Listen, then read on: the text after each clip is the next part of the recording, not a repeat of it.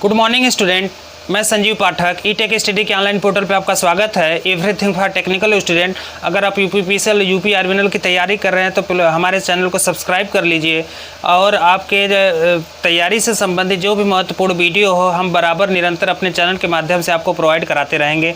जैसा कि जो हमारा लास्ट वीडियो था वो आर्टिकल से संबंधित था। आर्टिकल में पार्ट 1 हो गया था, जो हम लोग टाइप्स देखे थे इनडेफिनिट और डेफिनिट आर्टिकल्स। आज का जो वीडियो है आर्टिकल्स पार्ट 2, तो उसमें कुछ नियम देखा जाएगा कि कहाँ पे ए और कहाँ पे एन का प्रयोग किया जाता है। तो आइए बोर्ड पे देखा जाए कि आर्टिकल से संबंधित क्या नियम है।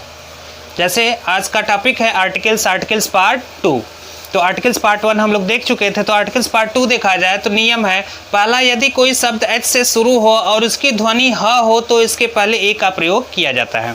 जैसे हिस्ट्री में एस से स्टार्ट हो रही है और हिस्ट्री का प्रोनाउंसिएशन जो उच्चारण हो रहा है वह ह से हो रहा है, तो इसके पहले हम लोग ए का प्रयोग करेंगे। ठीक है। दूसरा देखिए, जब कोई शब्द एस से शुरू हो और उसकी ध्वनि ह से ना हो, जैसे ऑनेस्ट को लिखेंगे HONEST, ऑनेस्ट, उसे हॉनेस्ट नहीं पढ़ते, ऑनेस्ट पढ़ते हैं। ऑनेस्ट पढ़ने की वजह से शुरू तो एस से हो रहा है लेकिन उसका उच्चारण ह से नहीं हो रहा है, तो ऑनेस्ट के पहले हम लोग हमेशा एन का प्रयोग करेंगे, जो कि बहुत ही महत्वपूर्ण है। आगे देखिए, स्वर ध्वनि क्या होता है। जैसे आपको पता होगा कि अंग्रेजी वर्णमाला में 26 अक्षर होते हैं, उसमें 5 स्वर होते हैं, बाकी सब व्यंजन होते हैं। 5 स्वर कौन कौन से होते हैं? A, E, I, O, U, ये सब स्वर होते हैं। अब बाकी जो 21 वर्ड है ये सब क्या है? व्यंजन है। तो कोई भी वर्ड अगर A, E, I, O, U से शुरू हो रहा है और उसका उच्चारण स्वर ध्वनि के रूप में हो रहा है, तो इसके पहले हम हमेशा एन का प्रयोग करेंगे। जैसे अम्ब्रेला, UMBRELLA, एम्ब्रेला। तो एम्ब्रेला की जो शुरू हो रहा है वह स्वर ध्वनि से शुरू हो रहा है, उसका प्रोनाउंसिएशन भी स्वर से स्टार्ट हो रहा है, तो एम्ब्रेला के पहले हम लोग एन का प्रयोग करेंगे। एलिफेंट जो स्टार्ट हो रहा है ELEPHANT, एलिफेंट स्टार्ट हो रहा है, तो यह स्वर ध्वनि से वावेल साउंड से शुरू हो रहा है, तो इसके पहले हम लोग हमेशा एन का प्रयोग करेंगे। आगे देखिए, जब कोई शब्द यू से शुरू हो और उसका उच्चारण यू से हो तो इसके पहले ए का प्रयोग करेंगे। जैसे यूनिटी यू से शुरू हो रहा है और जब भी हम यूनिटी को लिखेंगे यूनिटी के पहले ए हमेशा लगाते हैं, एन का प्रयोग नहीं करेंगे।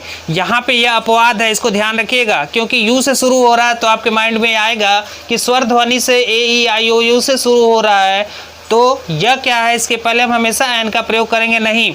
उसका उच्चारण हम लोग देखेंगे कि प्रोनाउंसिएशन स्वर ध्वनि से हो रहा है कि व्यंजन ध्वनि से हो रहा है, तो इसके स्थान पर जैसे यूनिटी हो गया तो यूनिटी को यू पढ़ते हैं, यू, न कि अनिटी। ठीक है, यूनिटी पढ़ेंगे तो वहाँ पे ए का प्रयोग करेंगे। अब वही देखिए, जैसे हम लोग पढ़ते हैं अम्ब्रेला को अगर उसको यूम्ब्रेला पढ़ा जाए तो वहाँ पे हम ए का प्रयोग करेंगे, लेकिन अम्ब्रेला का जो प्रोनाउंसिएशन है, उच्चारण है, वो अम्ब्रेला है, तो अम्ब्रेला के पहले हम हमेशा एन का प्रयोग करते हैं।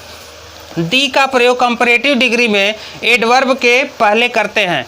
तो कंपैरेटिव आपको बताया गया था कि डिग्री 3 प्रकार की होती है, पॉजिटिव डिग्री, कंपैरेटिव डिग्री और सुपरलेटिव डिग्री। तो पॉजिटिव डिग्री किसी वस्तु विशेष की विशेषता को बताता है, कंपैरेटिव डिग्री किसी 2 वस्तुओं के बीच की तुलना को बताता है, सुपरलेटिव डिग्री किसी वर्ग विशेष में किसी विशेष व्यक्ति की विशेषता को बताता है। तो दी का प्रयोग कंपैरेटिव डिग्री में एडवर्ब के पहले किया जाता है। एडवर्ब यहाँ आया तो हम लोग जो पार्ट्स ऑफ स्पीच पढ़ेंगे तो वहाँ पे एडवर्ब को पढ़ा जाएगा कि एडवर्ब क्या होता है, एडवर्ब के टाइप्स क्या होते हैं, एडवर्ब का प्रयोग कहाँ किया जाता है।